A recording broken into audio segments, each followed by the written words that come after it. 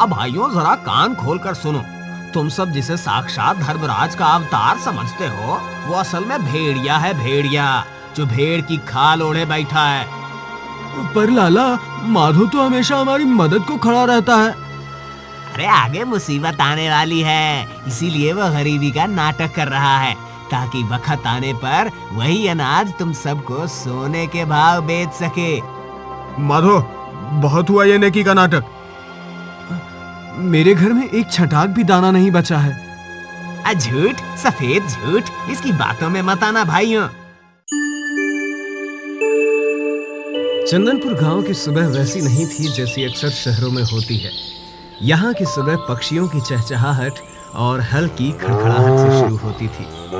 इसी गांव के कोने में मिट्टी की दीवारों और फूस की छत वाला एक छोटा सा घर था, जहां माधो अपनी पत्नी सीता के साथ रहता था। माधो के पास पुरखों की दी हुई बस 2 बीघा जमीन थी, लेकिन उसके पास ईमानदारी और नेक दिली का ऐसा अटूट खजाना था जिसकी चमक के आगे गांव के बड़े बड़े साहूकार की हवेली भी फीकी पड़ जाती थी। पूरे चंदनपुर में ये बात मशहूर थी कि अगर माधो के खलिहान से अनाज की एक मुट्ठी भी निकलेगी तो वो उतनी ही शुद्ध होगी जितनी माँ के हाथ की रोटी होती है। लोग कहते थे कि माधो अनाज नहीं बल्कि पुण्य बेचता है। उसके तराजू का पलड़ा कभी किसी के हक में नहीं झुकता था, बल्कि वो हमेशा सामने वाले की जरूरत को तौलता था।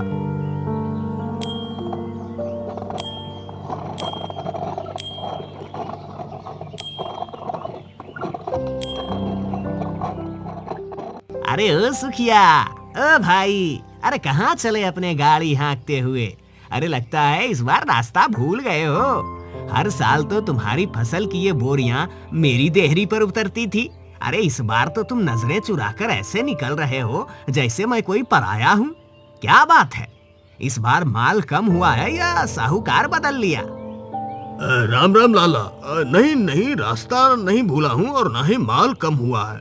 बस इस बार मन बदल लिया है। ये बोरियां सीधे माधो के खलिहान पर जा रही हैं। माधो के पास? अरे सुखिया, मती मारी गई है क्या तुम्हारी? कहाँ मैं बरसों पुराना व्यापारी और कहाँ वो कल का छोकरा माधो। अरे जिसके पास खुद के खाने का ठिकाना नहीं, उसे तुम अपनी मेहनत की कमाई सौंप रहे हो। लाला, साफ साफ कहूँ तो बुरा मत मानना। पिछले साल जो चावल की बोरियां तुमने मुझे दी थी, उनमें आधा पेट भरने का दाना था और आधा दांत तोड़ने वाले कंकड़। घर की औरतें दिन भर सूप लेकर बैठी रहती थी, फिर भी कंकड़ खत्म नहीं होते थे। और तौल में जो हेरा फेरी हुई वो अलग। माधो के यहाँ भले ही 4 पैसे ज्यादा लग जाए या अनाज थोड़ा कम मिले, पर जो मिलता है वो खरा होता है। उसके चावल में कंकड़ नहीं, दुआएं होती है लाला। दुआएं? अरे मूर्ख, पेट दुआओं से नहीं अनाज से भरता है। वो माधो तुम्हें कंगाल कर देगा, लिखवा के ले लो। वो खुद भी आधा पेट सोता है और गांव भर को उधार बांट कर अपनी नेकी का ढोल पीटता है। अरे व्यापार ऐसे नहीं चलता। व्यापार में दिमाग चाहिए, दिल नहीं। व्यापार का तो पता नहीं लाला, पर इंसानियत माधो के घर ही बसती है। पिछली बार जब मेरे घर में बीमारी थी और जेब खाली थी, तब तुमने उधार देने से साफ मना कर दिया था, लेकिन माधो ने बिना मांगे अपने हिस्से का अनाज मेरे घर पहुंचा दिया और कहा कि जब हो तब दे देना। वो हमारी तकलीफ समझता है लाला, सिर्फ मुनाफा नहीं। सुखिया की बातें हरि सिंह के कलेजे में तीर की तरह चुभ गई। जैसे जैसे मुखिया की बैलगाड़ी आगे बढ़ी, हरि सिंह की आंखों में जलन और नफरत की सुर्खियां और गहरी होती गई। उसे अपने व्यापार के साम्राज्य की दीवारें डोलती हुई महसूस हुई। उसे लगा कि अगर माधो की ये ईमानदारी की दुकान इसी तरह चलती रही तो उसकी मिलावट और हेराफेरी की सल्तनत मिट्टी में मिल जाएगी।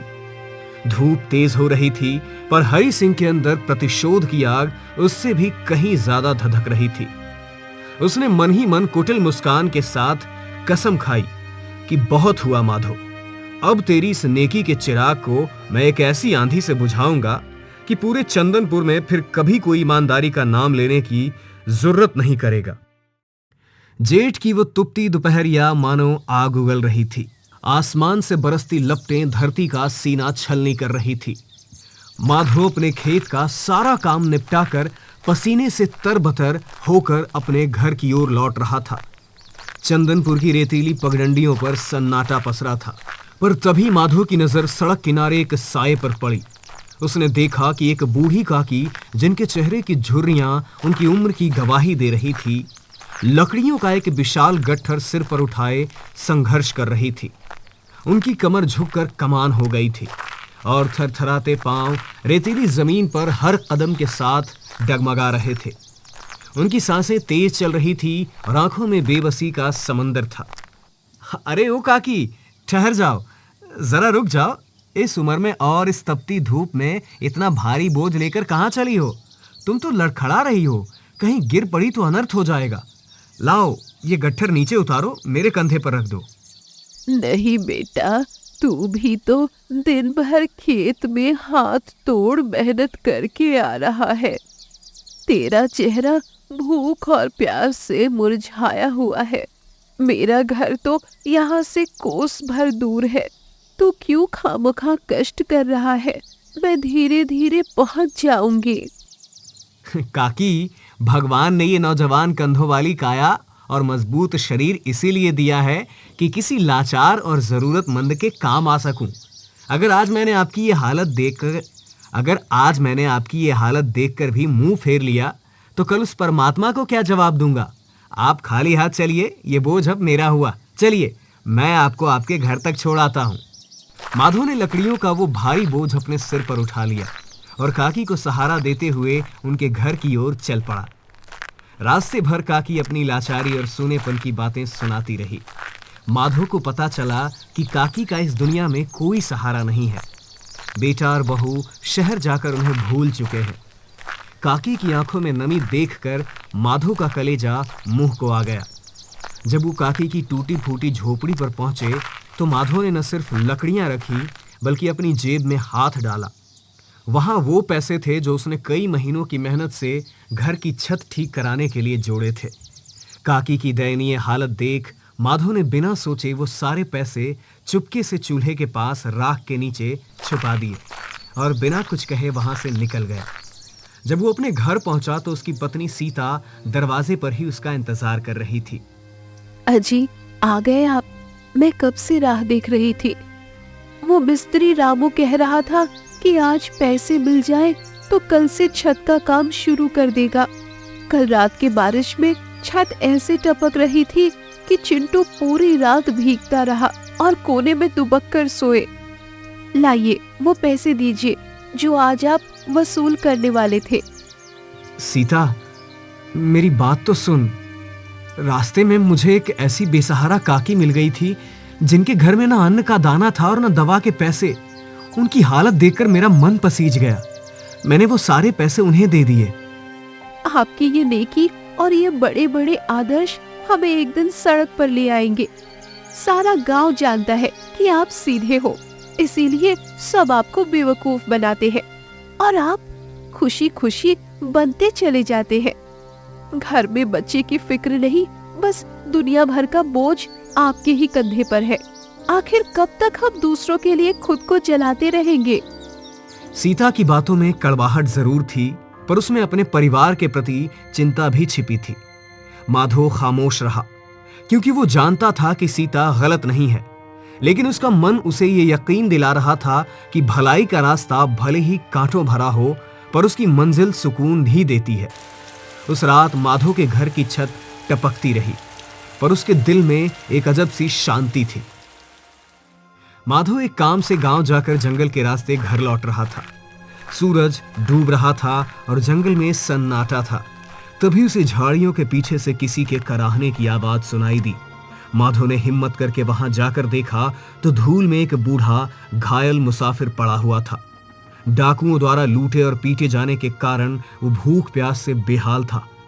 बाबा, होश संभालिए बाबा, आप इस अंधेरे जंगल में अकेले यहाँ इस हाल में क्या कर रहे हैं? आपके शरीर पर ये चोट के निशान कैसे आए? क्या किसी जंगली जानवर ने हमला किया या किसी बदमाशों ने आपको लूटा है? बेटा, किस्मत का मारा हूं। मैं इस रास्ते से अपने नगर जा रहा था कि अचानक डाकुओं ने मुझे घेर लिया। उन्होंने मेरा घोड़ा, मेरे पैसे और सारा कीमती सामान छीन लिया। विरोध करने पर उन्होंने मुझे बेरहमी से पीटा और मरा हुआ समझकर यहाँ फेंक दिया। मैं घंटों से पानी की एक बूंद के लिए तरस रहा हूँ। अब इन बूढ़ी हड्डियों में इतनी शक्ति नहीं बची कि एक कदम भी चल सकूं। आप घबराइए मत बाबा, जब तक माधो जिंदा है आपको यहाँ इस हाल में मरने नहीं देगा। मेरा घर यहाँ से ज्यादा दूर नहीं है। आप किसी तरह हिम्मत बांधिए और मेरे साथ चलिए। वहां आप चैन से आराम करिएगा। 2 निवाले पेट में जाएंगे तो जान में जान आएगी। जब आप पूरी तरह ठीक हो जाएंगे तब आगे की सोचिएगा। अरे बेटा, मैं तो तुम्हारे लिए बिल्कुल अजनबी हूँ। आज के दौर में जहाँ सगे भाई एक दूसरे का गला काट रहे हैं, वहां तू एक अनजान मुसाफिर पर इतना भरोसा कैसे कर सकता है? क्या तुझे डर नहीं लगता कि मैं कोई बहरूपिया भी हो सकता हूँ? बाबा, इंसानियत से बड़ा और पवित्र कोई रिश्ता इस दुनिया में नहीं बना है। अगर मैं चेहरे देखकर मदद करता तो शायद कभी किसी के काम ना आ पाता। भरोसा दिल से किया जाता है, दिमाग से नहीं। चलिए, मेरे कंधे का सहारा लीजिए, मैं आपको घर ले जाता हूं। माधव घायल मुसाफिर को घर ले आया। शुरू में सीता ने अनाज की कमी के कारण नाखुशी जाहिर की, लेकिन माधव की बातें सुनकर उसका मन पिघल गया। पति पत्नी ने 2 दिनों तक पिता की तरह उस बुजुर्ग की सेवा की। जब मुसाफिर स्वस्थ हुआ तो माधव उसे शहर की सीमा तक छोड़ने गया। विदाई के समय मुसाफिर ने माधव की निस्वार्थ सेवा का बदला 7 जन्मों में भी न चुका पाने की बात कही। इस पर माधव ने विनम्रता से कहा कि अगर वो वाकई कुछ देना चाहते हैं तो बस इतना वादा करें कि जब भी किसी मुसीबत में फंसे इंसान को देखें तो उसकी मदद कर दें। यही उसके लिए सबसे बड़ा कर्ज उतारना होगा। चंदनपुर की हवाओं में अब जहर घुलने लगा था। हरि सिंह की ईर्ष्या अब एक ऐसी आग बन चुकी थी जो माधव के अस्तित्व को राख कर देना चाहती थी। उसे अपनी गद्दी की साख गिरती हुई दिख रही थी, क्योंकि गांव का हर दूसरा आदमी जब माधव की ईमानदारी की मिसाल देने लगा था, हरि सिंह ने तय किया कि वो सीधे माधव से नहीं लड़ेगा, बल्कि गांव वालों के मन में उसके प्रति संदेह का बीज बोएगा। एक शाम जब गांव के लोग काम से लौटकर बरगद के पेड़ के नीचे सुस्ता रहे थे, हरि सिंह ने अपना जाल बिछाया। भाइयों, जरा कान खोल कर सुनो। तुम सब जैसे साक्षात धर्मराज का अवतार समझते हो, वो असल में भेड़िया है जो भेड़ की खाल ओढ़े बैठा है।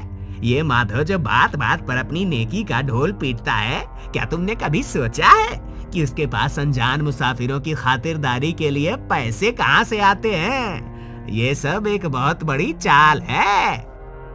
पर लाला, माधव तो हमेशा हमारी मदद को खड़ा रहता है। पिछले साल जब मेरा बैल बीमार हुआ था तो उसने अपनी फसल का हिस्सा मुझे दे दिया था। वो चालबाज कैसे हो सकता है? यही तो तुम जैसे भोले लोगों की नासमझी है। अरे पहले वो थोड़ा त्याग करके तुम्हारा भरोसा जीतता है और फिर तुम्हारी जड़ों में मट्ठा डालता है। मैंने अपनी आंखों से देखा है कि उसने अपने घर के पीछे गुप्त तहखाने में अनाज की सैकड़ों बोरियां छिपा रखी हैं। वो जानता है कि आगे मुसीबत आने वाली है, इसीलिए वो गरीबी का नाटक कर रहा है ताकि बखत आने पर वही अनाज तुम सबको सोने के भाव बेच सके। उसकी ये सादगी सिर्फ एक मुखौटा है भाइयों। हरि सिंह की बातों में इतना आत्मविश्वास था कि गांव के कुछ सीधे साधे लोग भ्रमित होने लगे। संदेह का कीड़ा धीरे धीरे लोगों के दिमाग में रेंगने लगा। लोग अब माधव को देखकर मुस्कुराते नहीं थे, बल्कि शक की निगाह से देखते थे। तभी कुदरत ने भी गांव की परीक्षा लेनी शुरू कर दी। उस साल मानसून ने चंदनपुर से मुंह मोड़ लिया। आसमान से आग बरसने लगी और बादल बिना बरसे ही निकल गए। देखते ही देखते कुएं पाताल में चले गए, जमीन फटकर बंजर हो गई और चारों ओर अकाल का सन्नाटा पसर गया। सूखा ऐसा पड़ा कि गांव की हरियाली श्मशान जैसी दिखने लगी। जानवरों की हड्डियां सड़क पर बिछने लगी और घरों के भंडार खाली हो गए। माधव, जो अपनी मेहनत की कमाई पहले ही दूसरों की मदद में लुटा चुका था, अब खुद दाने दाने को मोहताज हो गया। उसके घर में अब चूल्हा नहीं जलता था। वो और सीता केवल पानी पीकर रातें काट रहे थे। उनकी देह सूख कर कांटा हो गई थी, पर उनकी आंखों की ईमानदारी अब भी कायम थी। लेकिन हरि सिंह ने इस आपदा को अवसर बना लिया। उसने फिर से गांव वालों को भड़काना शुरू किया। देखा, मैंने महीनों पहले क्या कहा था? आज पूरा गांव भूख से तड़प रहा है, पर क्या माधो के चेहरे पर कोई शिकन है? नहीं, क्योंकि वो रात के अंधेरे में वहीं छिपा हुआ है, अनाज खाता है जो उसने तुम सबका हक मारकर जमा किया है। वो तुम्हें मरता हुआ देख सकता है, पर अपना खजाना नहीं खोलेगा। चलो आज उसके घर की तलाशी लेते हैं, दूध का दूध और पानी का पानी हो जाएगा। भूख से बौखलाए और लाला की बातों में फंसे गांव वाले लाठियां लेकर माधो के घर की ओर दौड़ पड़े। भीड़ ने माधो के छोटे से घर को घेर लिया। माधो कमजोरी के कारण लड़खड़ाते हुए बाहर आया। माधो, बहुत हुआ ये नेकी का नाटक, अब बाहर निकल। वो अनाज, अब बाहर निकाल वो अनाज की बोरियां जो तूने छुपा रखी हैं। हम जानते हैं तू झूठ बोल रहा है। हमें जिंदा रहने के लिए दाना चाहिए, और अगर तूने चुपचाप नहीं दिया तो हम खुद छीन लेंगे। भाइयों, मेरी हालत तो देखो। मेरा यकीन मानिए, मेरे घर में एक छटाक भी दाना नहीं बचा है। सीता ने 2 दिन से चूल्हा नहीं जलाया है। हम बस परमात्मा के नाम पर जी रहे हैं। मैं आपसे झूठ क्यों बोलूंगा? झूठ, सफेद झूठ, इसकी बातों में मत आना भाइयों। ये तो मरते दम तक अपनी नेकी का मुखौटा नहीं उतारेगा। इसके घर का कोना कोना छान मारो, अनाज यहीं कहीं छिपा होगा। गांव वालों ने माधो के घर में तोड़ फोड़ शुरू कर दी। उन्होंने मिट्टी के घड़े फोड़ दिए, बिस्तरों को फाड़ डाला और जमीन तक खोद दी, पर उन्हें अनाज का एक दाना भी नहीं मिला। माधो एक कोने में खड़ा सब कुछ देख रहा था। उसका दिल उन लोगों के लिए फट रहा था जिनके लिए उसने अपना जीवन समर्पित कर दिया था। उसे भूख की पीड़ा से कहीं ज्यादा गहरा घाव उन लोगों के शक ने दिया था। उसने बेबस होकर आसमान की ओर देखा और मन ही मन कहा, हे ईश्वर, क्या यही मेरी ईमानदारी का इनाम है? उसी समय गांव के बाहर धूल का एक बड़ा गुबार उठा। एक बड़ी बैलगाड़ी जिस पर अनाज की बोरियां लदी थी, माधो के दरवाजे पर आकर रुकी। गाड़ी से वही बूढ़ा मुसाफिर उतरा जिसकी माधो ने जंगल में जान बचाई थी। वो कोई मामूली मुसाफिर नहीं, बल्कि बगल के बड़े शहर का एक समृद्ध व्यापारी था। ठहरो गांव वालों, इस देवता जैसे इंसान पर इल्जाम लगाने से पहले मेरी बात सुनो। अगर माधो ना होता तो आज मैं जिंदा ना होता। मुझे खबर मिली कि इस गांव में सूखा पड़ा है, इसलिए मैं अपने इस बेटे माधो के लिए और इस पूरे गांव के लिए अनाज लेकर आया हूं। बाबा, आप यहाँ? बेटा, तुमने कहा था ना कि किसी जरूरतमंद की मदद कर देना। आज मुझे मौका मिला है। ये सारा अनाज माधो की तरफ से गांव वालों में बांट दो। गांव वालों की आंखें शर्म से झुक गई। हरि सिंह चुपके से वहां से खिसक गया। लोगों ने माधो से माफी मांगी। माधो ने उस अनाज से पूरे गांव का पेट भरा। उस व्यापारी ने गांव में एक पक्का कुआं और नहर बनवाने का काम भी शुरू करवाया। तो भाइयों और बहनों, इस कहानी से हमें यही सीख मिलती है कि नेकी कभी बेकार नहीं जाती। भले ही वक्त थोड़ा ज्यादा लगे, लेकिन जो बीज हम भलाई का बोते हैं वो एक दिन छायादार पेड़ बनकर हमें और हमारे समाज को सुकून जरूर देता है।